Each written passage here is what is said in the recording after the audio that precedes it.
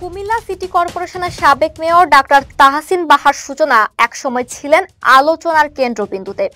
টেন্ডারবাজি, চাঁদাবাজি, জমি দখল, সালিশ বৈঠক, ঠিকাদারি কাজে অনিয়ম, থানায় তদবির সহ নানা অপরাধ দুর্নীতির কারণে বারবার খবরের শিরোনাম হতেন তিনি।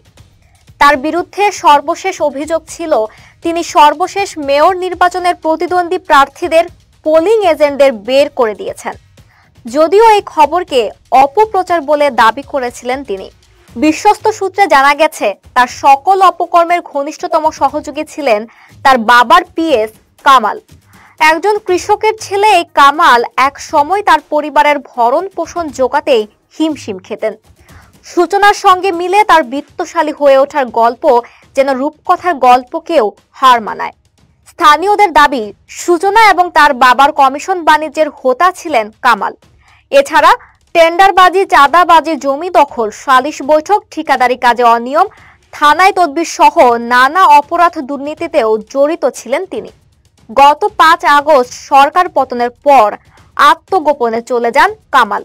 তাজুল স্থানীয় সরকার, পল্লী উন্নয়ন ও সমবায় মন্ত্রীর দায়িত্ব পেলে কামালকে মন্ত্রীর উন্নয়ন সমন্বয়কারী হিসেবে দায়িত্ব দেওয়া হয়। এ সময় সদর আসনের সংসদ সদস্য বাহাউদ্দিন ও তার মেয়ে সাবেক কুমিল্লা সিটি মেয়র তাহসিন বাহার সূচনার সঙ্গেও কামালের ঘনিষ্ঠ সম্পর্ক গড়ে ওঠে। গত 5 আগস্ট শেখ হাসিনা সরকারের পতনের পর থেকে আওয়ামী লীগ নেতাকর্মীরা গা ঢাকা দিয়েছে। পালাতে গিয়ে কেউ কেউ ধরাও পড়েছে। এই অবস্থায় কোথায় আছেন সূচনা? এই প্রশ্ন যখন সবার মনে ঘুরপাক খাচ্ছে, তখন বিশ্বস্ত সূত্র জানা গেছে বাহার এবং তার কন্যা সূচনা ভারতে পালিয়ে গেছেন। বর্তমানে বাবা মেয়ে কলকাতায় এক রাজনৈতিক নেতার আশ্রয়ে রয়েছেন। তবে তারা কখন, কিভাবে, কোন পথে পালালেন তা নিয়ে চলছে ব্যাপক আলোচনা ও সমালোচনা।